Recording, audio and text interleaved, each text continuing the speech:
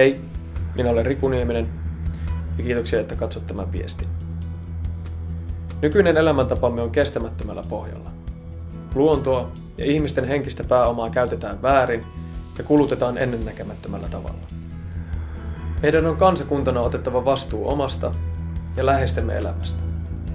Sillä vain me voimme rakentaa maailman, jossa kaikilla meillä ja tulevilla sukupolvilla on turvattu tulevaisuus.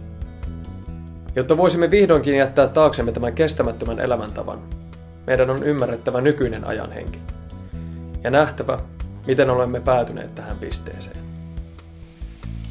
Ajanhenki-elokuvan parissa on työskennellyt pieni ryhmä tämän maan kansalaisia.